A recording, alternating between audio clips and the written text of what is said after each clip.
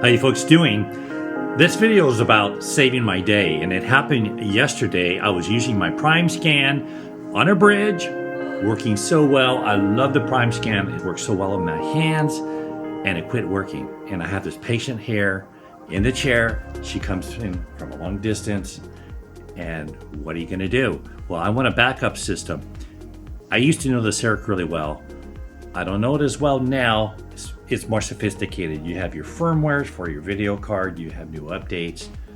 Now we're going cloud-based. All this combination, Windows 11.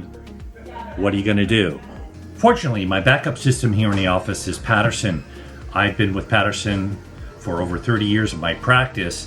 When I got my CEREC system and even my new digital systems now, whether it be the Trios, the Fuse, my CBCT, everything's under their technological center support, and that really came in handy here. All I did was call them up. They used the team viewer, looked at my computer, did a few diagnostics. Now I know how to use Dr. Primescan. That's on your computer to make sure the firmware for your camera is updated, and then your battery as well. There's a firmware that will update your battery charging. If your battery is not charging, it's usually a firmware. I didn't know that when I first got the system.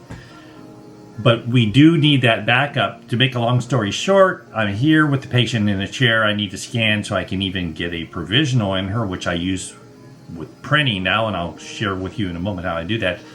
So they reviewed my system and did a few diagnostics. Took about 20 minutes, but they were really quick and efficient, and they had my Primescan up and running, and I was able to scan and finish my day with this patient. She came in from a long distance, so it's really good to have a backup system. And I do have a backup system with the Trios, but it was at my homestead up in Idaho.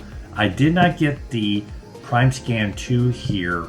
My upload services here are really slow in this part of town. You think we'd have it made, but we don't even have fiber optic here. And I was a little concerned about that. Plus, I wanted to have a backup where I could use it independently of the internet if I had to do that, and the AC unit works really well for that. Also, the Trios will work well for that. But with DS Core, it all works. So the title of this video was "Someone Had My Back," and Patterson's always had my back through the years. I've practiced a long time, and it's been a really good relationship for me, and it really came home to my heart and the way it happened. A shout out to Dave there at the Patterson Technology Center for support.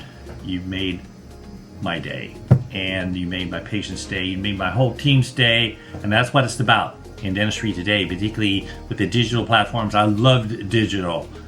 Everything in this office is digital, but there's more complications with that now with AI, your hardware, making sure all the firmwares are compatible. I had that problem even in my training center, preparing my laptops the night before a class, and found out that firmware wasn't working with the update.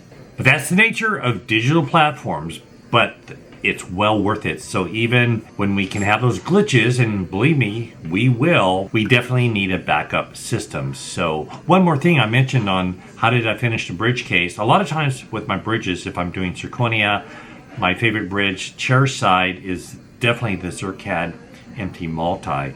It does take a little longer to finish, and then I like to put meal into that. So that's where I prefer to have a transitional bridge.